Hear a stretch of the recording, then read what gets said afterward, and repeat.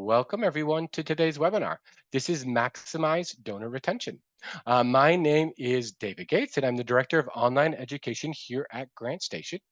And today's webinar will focus on how you can use the giving season slowdown to boost your year-end results. Another way you can use this time of year to boost your bottom line is through a Grant Station membership, which will help you find funding opportunities for the rest of the year. And right now, we're in the midst of Grant Station's summer sale, where you can get a 1 year membership for $179 or a 2 year membership for $249, which is less than 30 cents per day.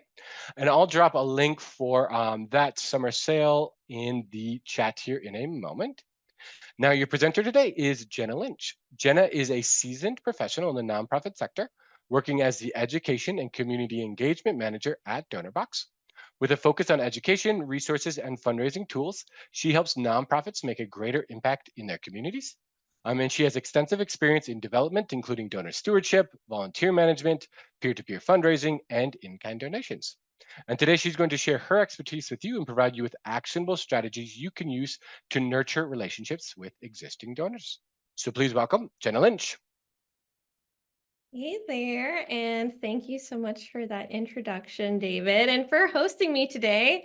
What a great way to kick off our summer solstice. Is either today or yesterday. David and I were trying to figure that out ourselves.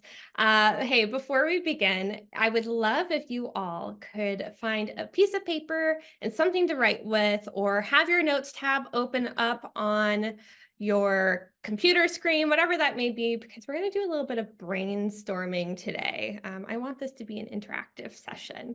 So, as David said, my name is Jena, and I'm the Education and Community Engagement Manager here at Donorbox. And all that means is that I get to spend all of my time working with organizations from all around the world and help them get connected with education, resources, all those great fundraising tools so that they can see greater success in their organization. And I would love to connect with all of you on LinkedIn. I'll go ahead and drop, if I can, my LinkedIn link in the chat. Oh, I can't copy and paste right now from my deck, but I'll share that with you guys, and I would love to stay in touch and learn what you're up to during the summer seasons. And by the way, we have Hyder from the DonorBox team helping out in the chat today. So Hyder, if you're on, please go ahead and say hi. So for those of you who may have questions about DonorBox, he's here to answer them as well.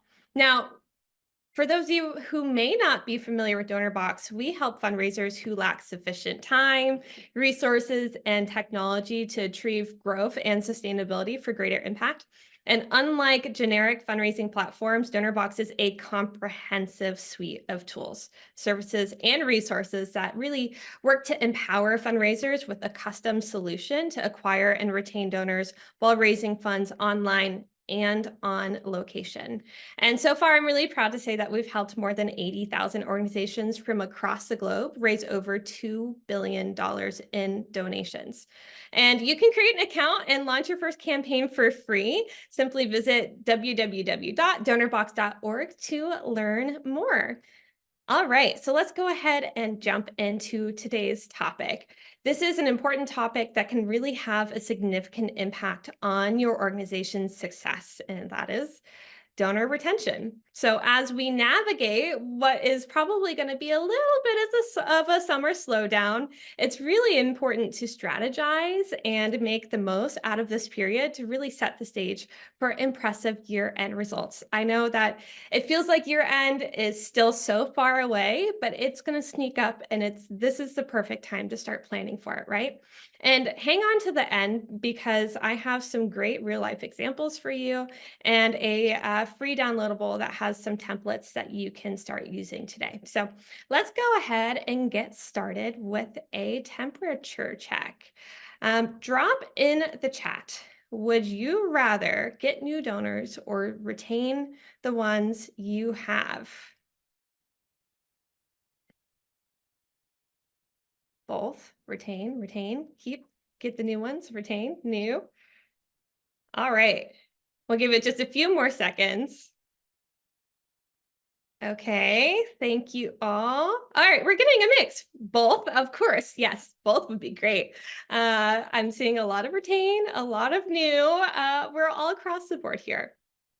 Now, I'll pause and just say, if you think that finding new donors is the most important, um, that's okay, right? But attracting new donors should be a priority. Of course, it should be a priority. It just shouldn't be the top priority. In fact, retaining the same donors year over year yields significantly more results than continuously trying to acquire new ones. So, another question for you. Who wants the keys to the most effective and least expensive method of fundraising? Put a thumbs up in the chat if that sounds good to you. The most effective and the least expensive method of fundraising. Of course. I appreciate that, Christina. Of course. Now, I don't generally speak in hyperboles. I am not overselling this at all. This is not an exaggeration.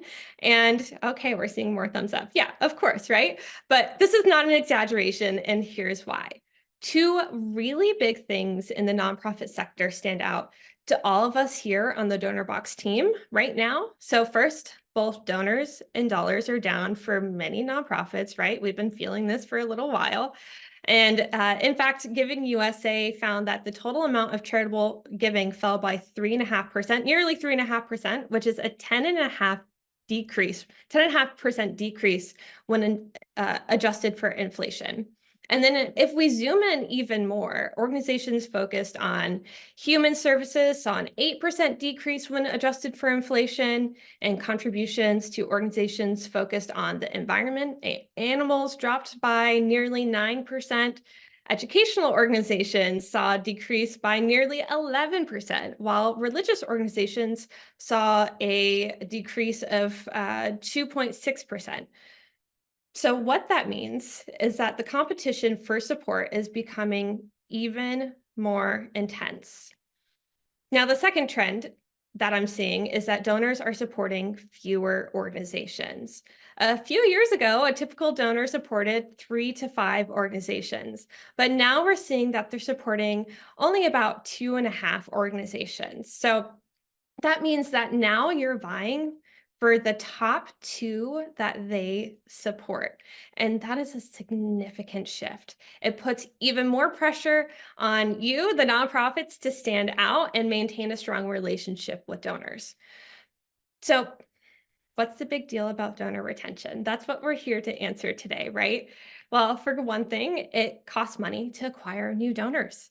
Some research actually says that it costs 10 times more to acquire new donors than keeping the ones you already have. 10 times more. That is wild, in my opinion. So if you're spending all of your time trying to find new people to give to your organization, you might be missing out on spending time, that same time, building relationships and with your existing donors, right? Now, the most commonly asked question that we get at DonorBox is, how do I get new donors? We see this all the time. There are so many articles and advice on how to find donors. You could type it into Google right now and you're going to be hit with thousands and thousands of search results. And it's hard to know where to start, right? And while there are definitely things that you can do and should do to attract new donors to your organization, if your only focus is on getting new donors, don't. Just don't. Instead, focus on earning the second gift and then the third gift, and then turn those into regular recurring gifts from those supporters. And I promise you that if you spend the same amount of energy on creating meaningful touches with existing donors, it will have a very high rate of return for you. Okay, so I have a poll question for you. David, if you could please launch that.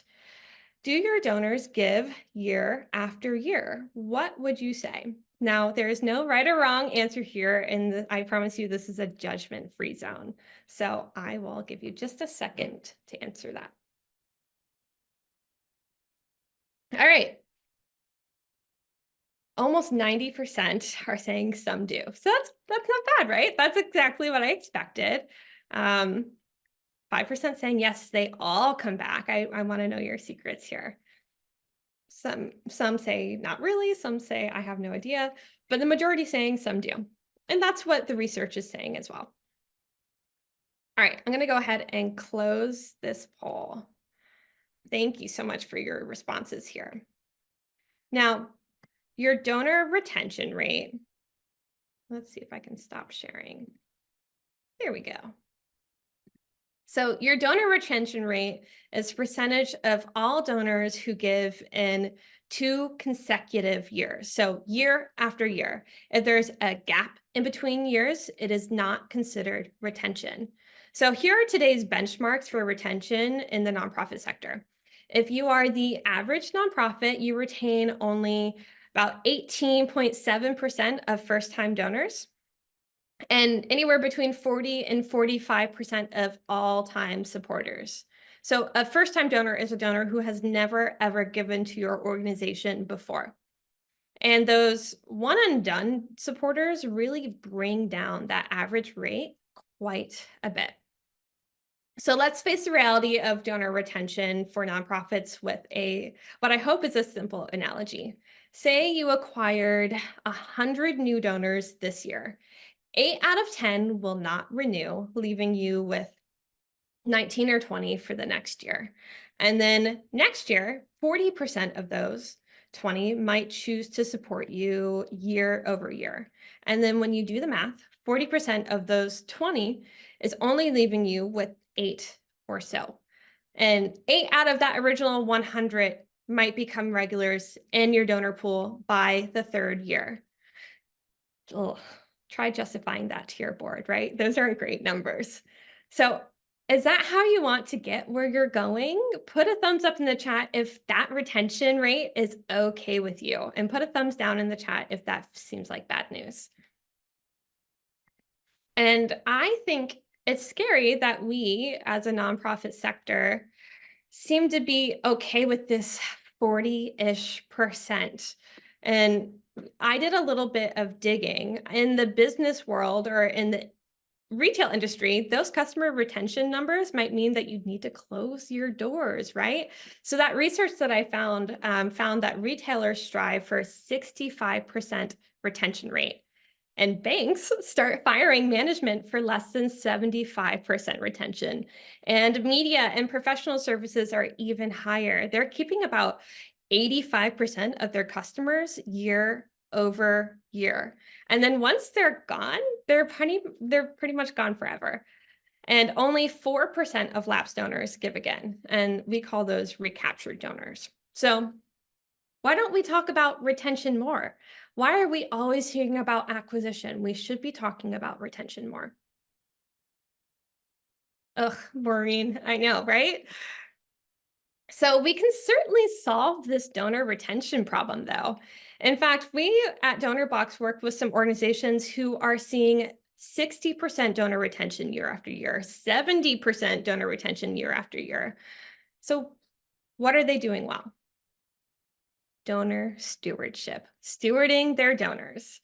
And just to give you a little definition, what exactly is donor stewardship? It just means that you're being a good steward of what they give you. And that often means making your supporters feel like they're seen, like they're valued, and like they are a part of your team, right? Some nonprofits operate under the assumption that people inherently know that they need to give, and some organizations rarely follow up when they receive gifts, and then they struggle to see that fundraising success, right? And do you know what? Other organizations in the community are vying for attention from your same supporters, right? Are those organizations showing your same supporters more love and care than they receive when they give to you? I hope not, right? And small and medium-sized organizations can use many of the same donor building and communication techniques used by the top nonprofits that we're seeing are doing really well. Now, This is something that we put together at Donorbox. These are the 5 A's of awesome fundraising. This is just kind of a fun way to remember the cycle of fundraising, which is a really core fundraising principle, right? I think that a lot of us are familiar with that, but I love alliteration. So here we are. These are the 5 A's of awesome fundraising. First, you attract new supporters to your organization. Then you ask them to come alongside you by giving. Then you promptly acknowledge gifts of any size, then you account for the donations that have been entrusted to you. And then you do it again, again, and again, right? These are not fancy. These are not innovative. Successful nonprofits actively work to bring donors into the life of the organization and cultivate that sense of belonging. And that's what will keep your donors coming back and back again when you create that sense of belonging and make them feel like they're a part of your organization. So let's look at 2 parts of the cycle in particular today. When we're talking about stewardship, we focus on these 2 A's, acknowledge and account. So let's dive into acknowledge. Prompt, personal acknowledgments, and sincere gratitude go such a long way. And many nonprofits are doing this well. Do you feel like you're doing this well? Let me know if you feel like you're doing this well. Again, this is a judgment-free zone here.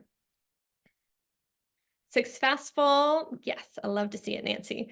Successful nonprofits send personal prompt acknowledgments regardless of the size of the gift. And if you're not doing it, start saying thank you to your givers immediately, and then take the first opportunity to connect their gift to an outcome, to the mission, right? So, what are some easy ways to acknowledge your regular givers? Think about this. What are some easy ways to acknowledge your regular givers? How about your new givers, your large amount givers, your small but mighty givers? Think through some things you and your staff can do right away. And maybe write an idea or two on your notepad or piece of paper or your notes on your desktop.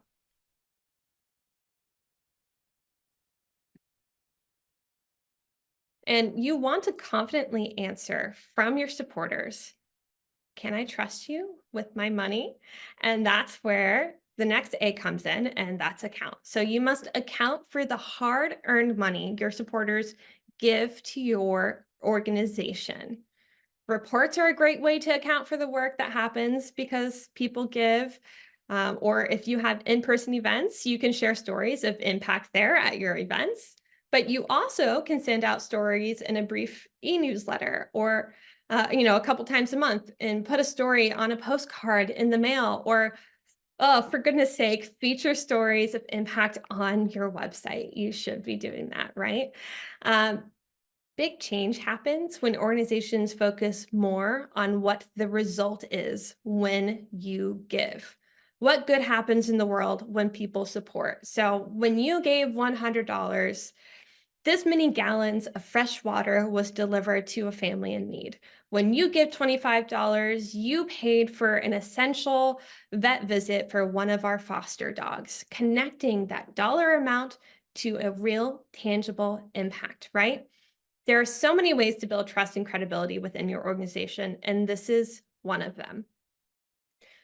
I love these ideas in the chat.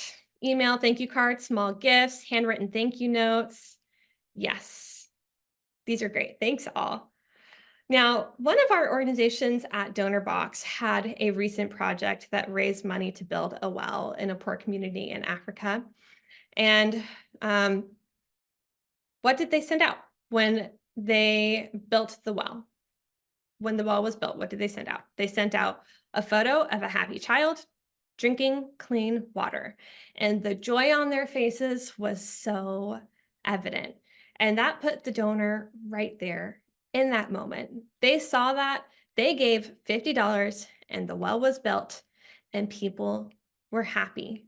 You do not need to overthink accounting for the donations entrusted to you. It can be as simple as that. So I saw some great ideas for acknowledgments. What do you think are some easy ways to account for the financial gifts entrusted to you? And you can share them here, or you can share them down on the piece of paper or the notes that you've got open.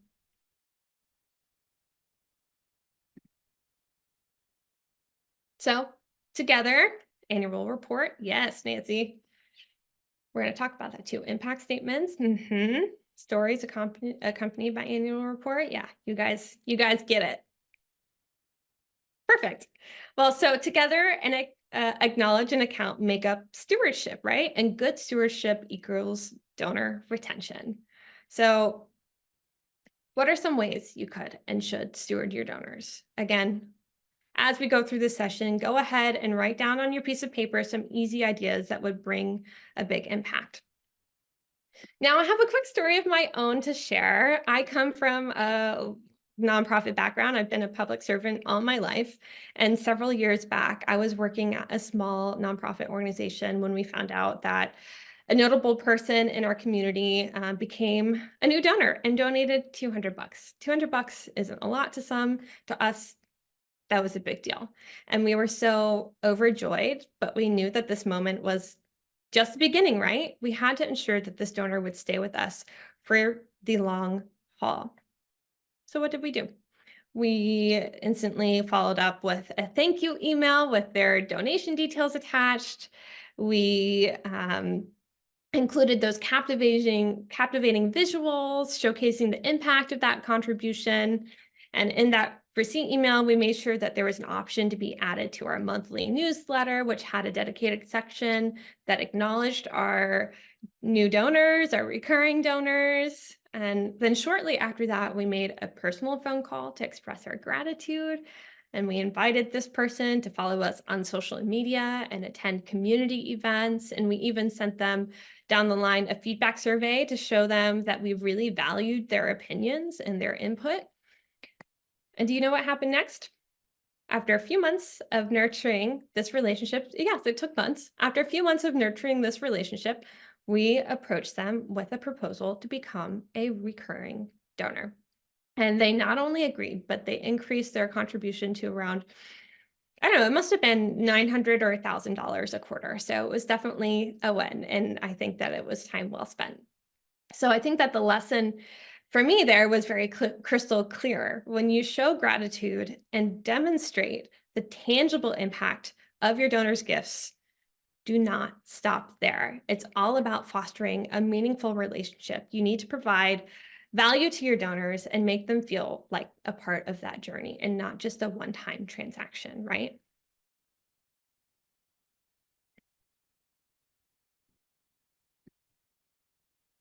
Here we go.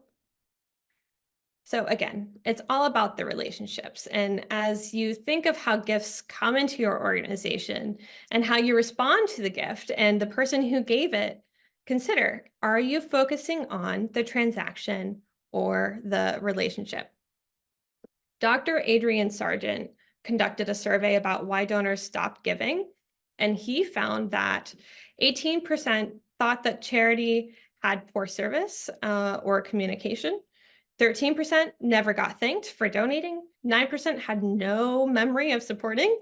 8% got no information about how their money was used. And 5% thought that charity just didn't need them. So think about your own preferences. Why do you stop going to a particular store or a particular restaurant? And conversely, why do you go back to others, right? Look at your own organization through that same lens. Would you want to make a second gift to you? Think about that. So there are some quick fixes you can do right now that will help solve each of these. So let's go ahead and talk. And some of you already dropped these in the chat, right? There are 3 really, really simple fixes you can do today even, and they might seem too simple, but stick with me because I'm going to make a case for them. So first off, we're going to talk about donation receipts. They may seem like a simple administrative task, but they're actually a really valuable opportunity to express gratitude and reinforce impact. And then I have some acknowledgement ideas that will be memorable for your supporters.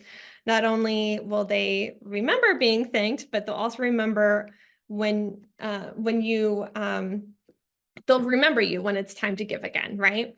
And then finally, I'll share some real life examples of some impact reports of organizations that are using DonorBox that will hopefully leave your supporters knowing that their hard-earned dollars were put to good work when they entrusted them to you. So these are all really manageable to tackle during the summer season when you're not usually in an active fundraising campaign or promoting a big event. And they'll help your donors remember that when you do ask them to support you next year, that they feel truly valued, right? Now, as we go through the upcoming slides, again, I want you to get yourself inspired, think of some ideas that will help you and your supporters just understand how much you need them and how much you appreciate them. All right, so let's talk about donation receipts really quickly. Those little documents that often go unnoticed that are kind of a pain in the butt, right? But guess what? They have the power to make a big impact on your donor stewardship. So, temperature check. Do I have a poll for this one, David? I can't remember. So true or No, I false? don't think you do for this one. Okay, cool. So just go ahead and drop it in the chat. True or false, receipts and acknowledgments are the same thing.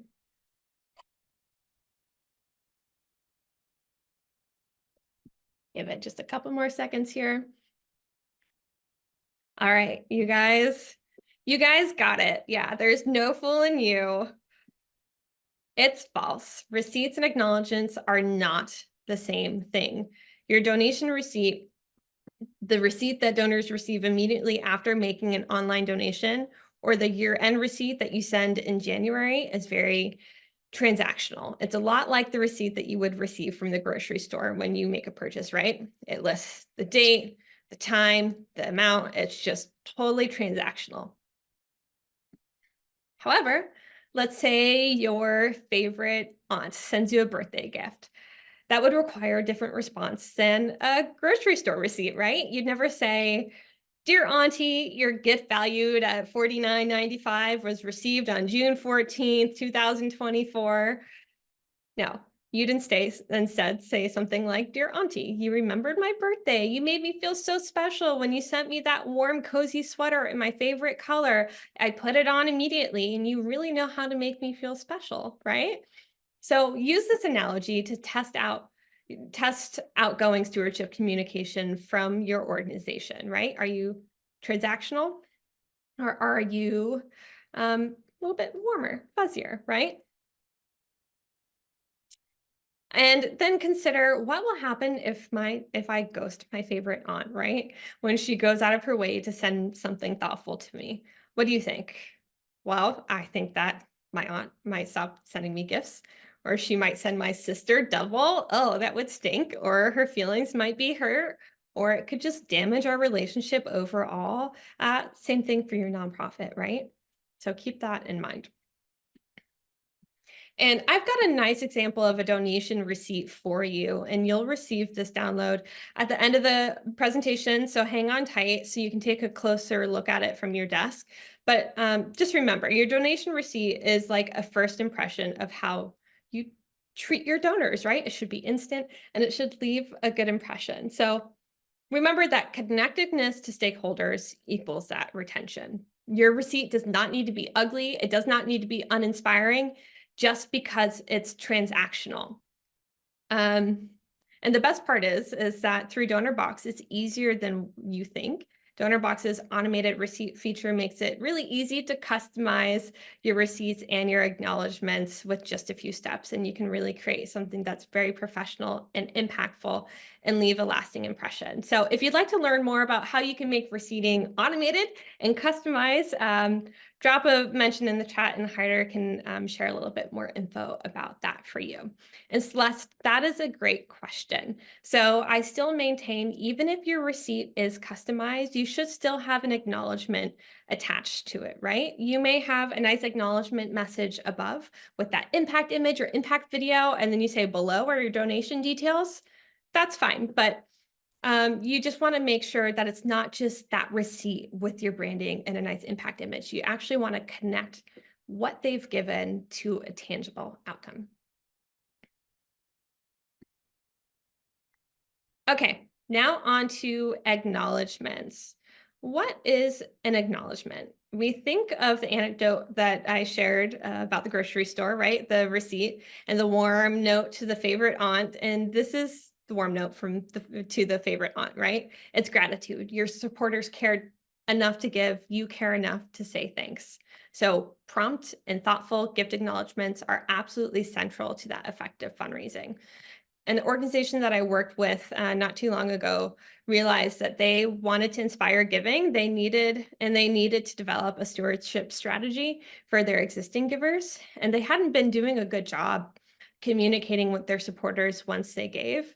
So they had to start with the backlog. They ran a list of all giving. They looked at giving levels, large and small. They looked at longevity.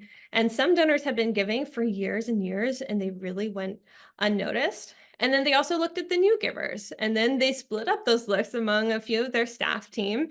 And then they sent smartphone videos to say thanks. They made phone calls and left quite a few voicemails as we do, right? And then they wrote notes and sent letters, and they worked through, again, quite a backlog. But then moving forward, they now send a handwritten note to all first-time givers and ask a board member to call when they receive a large one-time gift that's out of the ordinary. And they say thank you when they see donors in person.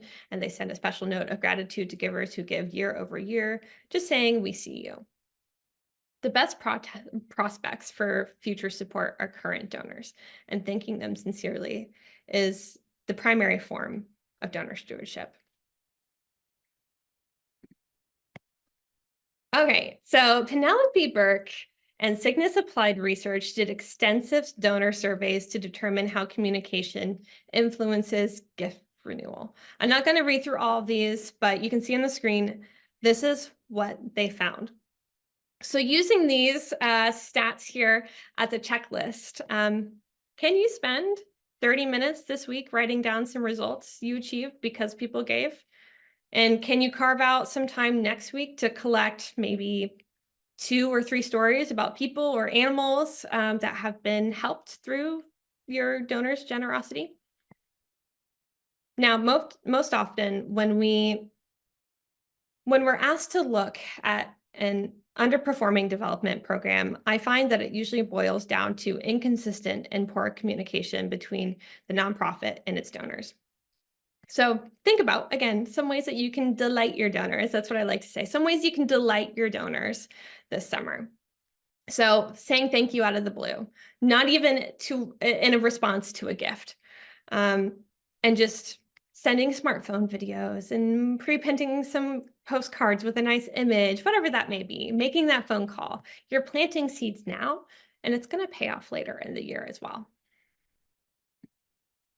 So you could certainly never go wrong with a personalized, hand-signed, genuine letter that's sent soon after the gift is received, right? And if you're not doing it, start this week. Make Thursday, is today Thursday? Make Thursday the day that you send notes every week. Just set aside an hour or two. And if you'd like to send one, try to find something outside of that standard 8.5, 11 letterhead size so it kind of stands out, right? Anyway, we have this downloadable for you with the anatomy of a good acknowledgement letter. And this is always a good place to start. And we have an amazing content strategist on the team that wrote up this anatomy. So again, that's going to be included in that free resource that we'll share with you at the end. So I think this one might be a poll question. So how quickly do you send acknowledgements after a gift is received? Go ahead and take a moment to answer that. Again, judgment-free zone here.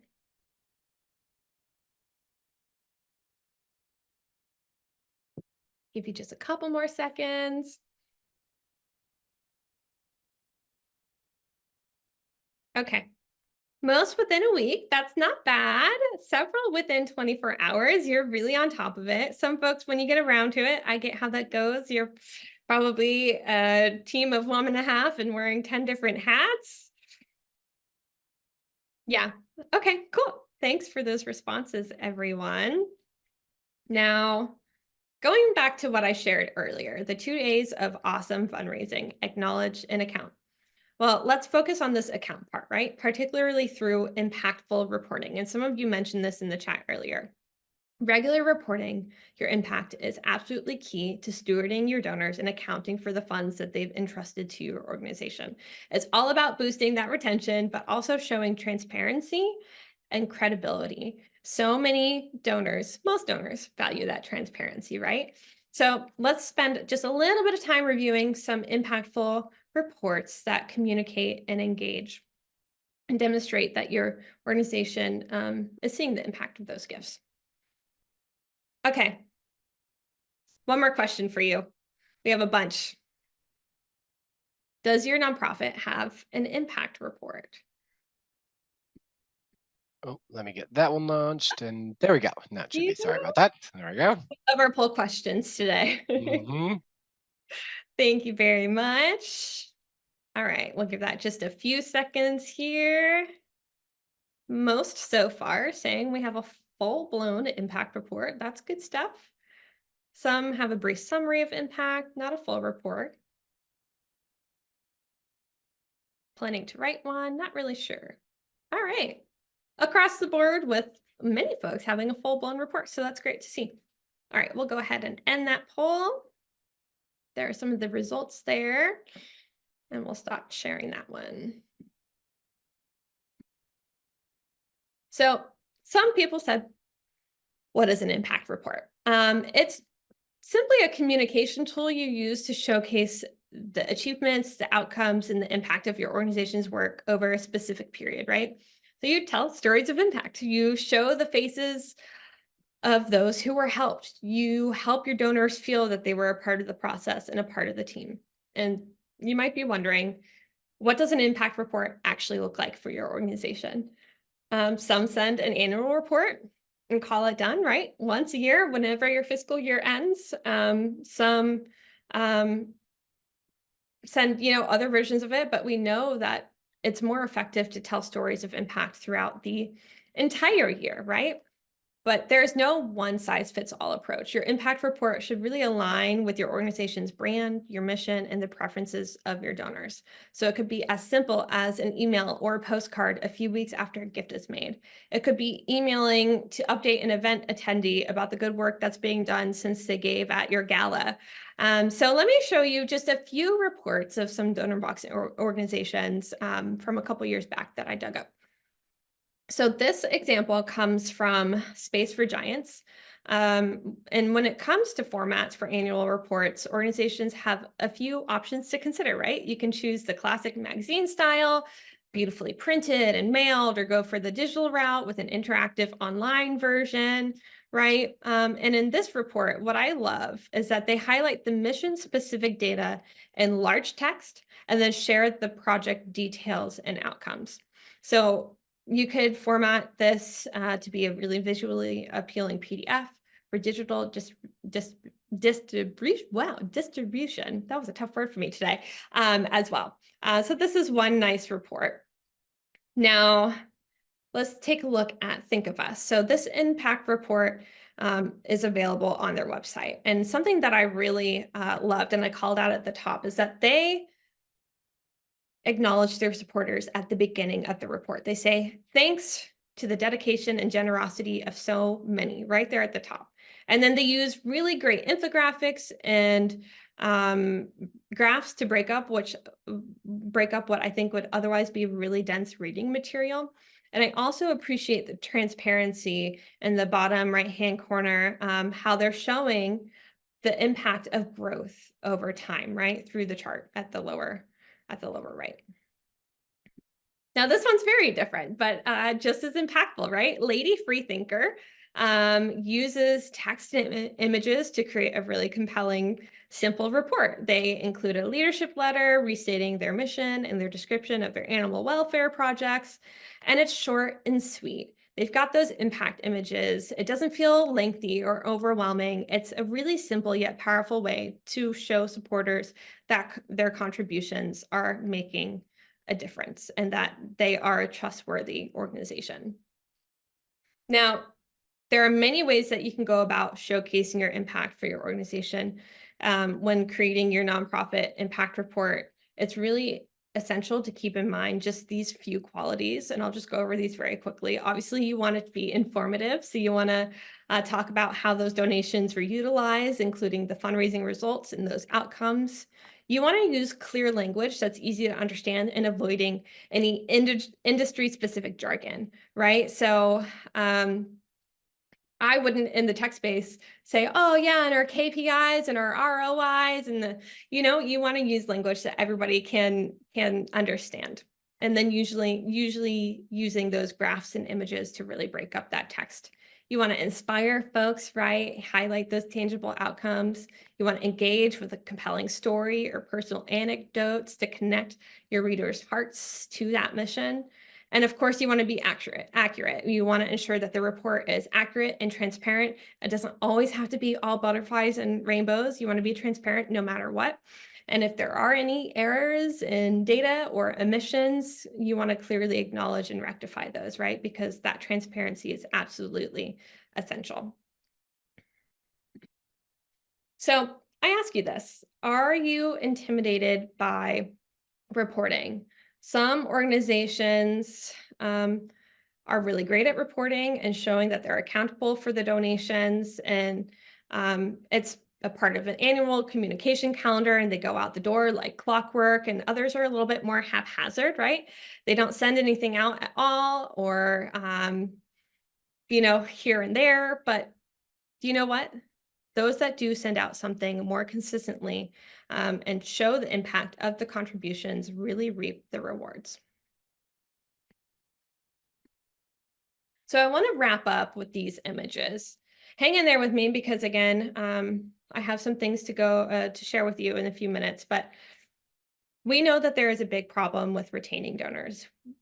We are working so hard to acquire new donors during Giving Tuesday and our fundraising campaigns and year end. We talked earlier about trying to justify only ultimately keeping about 8 out of the 100 donors you acquired after 2 or 3 years after making their first gift. Can you justify that to your boss or to your board? That might be hard to do, right? But better yet, use the same scenario. So many donors walking away to justify a wonderful relationship building program that doesn't cost anywhere near as much as donor acquisition. And then maybe you get a bonus, right? It engages board members in no cost or low cost activity. So focus on earning the second gift and then the third gift and then more gifts. Most first-time donors are dipping their toes in the water, right? They want to know how they're going to be treated and how their gift will be used before they make a second gift. So do not disappoint them. And when they do decide to trust you, like, wow, donors who commit past the second gift to an organization tend to stick around longer as repeat donors, and the retention rate is close to 60%. Those are the numbers we want to see, right? Repeat donors are donors who gave last year to the organization, and we're not new last year. So these donors would have been giving for at least 2 years. Stewardship is a wonderful relationship building program, and it's simple and it's affordable. It just takes some time and some intentionality. So do you know your retention rate? I'm curious, and you don't have to share it in the chat, just curious if you do. And I want to share this really quick. This is a real example of a monthly report used by an organization that we've worked with here at Donorbox. They started out the year knowing that they wanted to boost their donor retention metrics.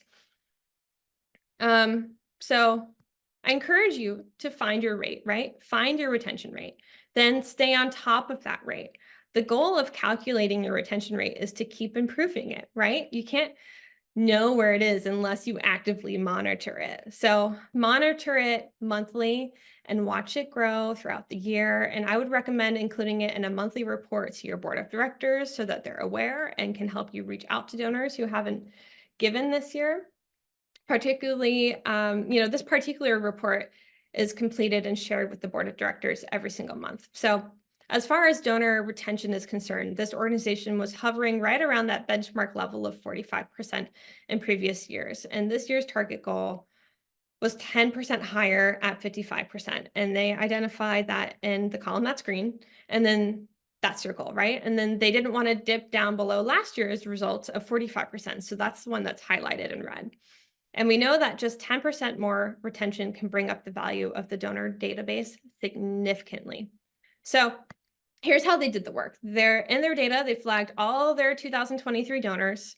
And then in January, 28% of 2023 donors made a gift. And then the next couple of months, a few more gave. And before you know it, they retained 38% of last year's donors.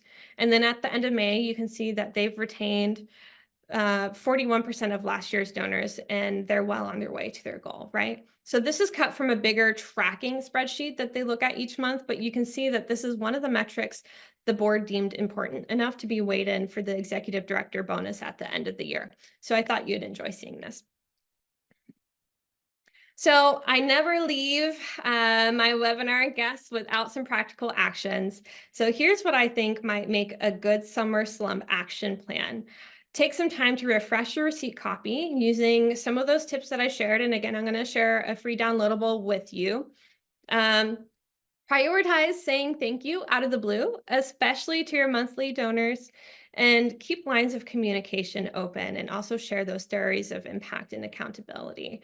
Set aside a day for this, just a couple hours on a specific week. Hold yourself accountable, right? If you're not blocking out your calendar, it's so easy to ignore it and work on tasks that may seem like they're more urgent, right? So do yourself the favor and just a couple times on or a couple hours on a Thursday, take care of some of these items.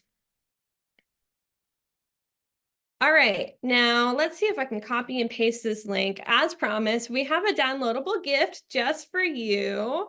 I might have to stop sharing my screen to copy and paste it. So give me a second. So this includes a donor stewardship checklist, a donation receipt template, and a sample acknowledgement letter. And if you'd like access to more of these types of resources, we have a wonderful library of all of these types of ebooks and downloadables through the DonorBox library and the DonorBox nonprofit blog. We've got new blogs being published every single week, and we really just want to help folks focus and work through things in very actionable ways to amp up their fundraising success. So you can easily Google those, but I'll drop the links for those in the chat as well. Let me just stop sharing my screen and I'll do that. And of course, if you have any questions for us beyond what I'll answer during the Q&A today, you can reach out to us at connect@donorbox.org to learn more about donor stewardship, donor retention, or just DonorBox in general. So let me go ahead and stop sharing my screen so I can share a couple of links with you.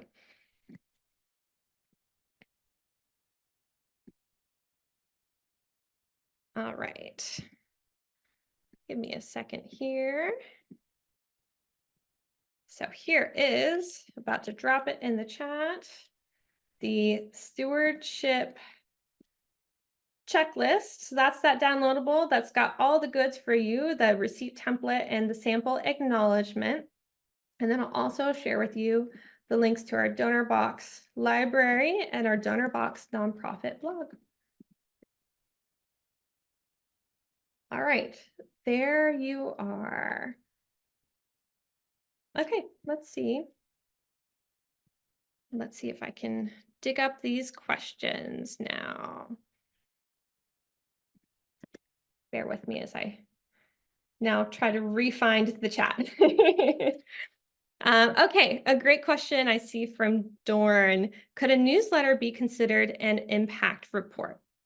So what I would say is, it depends on what you're including in it, right? If it's general news and if it's got a fundraising ask in it and you're talking about, you're doing a board spotlight, no, that is not an impact report, right? An impact report is very intentional. It is truly focused on showcasing the impact of your donors' gifts, telling stories, maybe a note from the ED, but it's very focused in that way, right? So while yes, newsletters can be a great way to deliver that, it could be a monthly impact report. I would say that in my experience, a generic newsletter would be like, follow us on social. Here's some news. Here's what we have coming up next. And that's not officially what I would consider an impact report.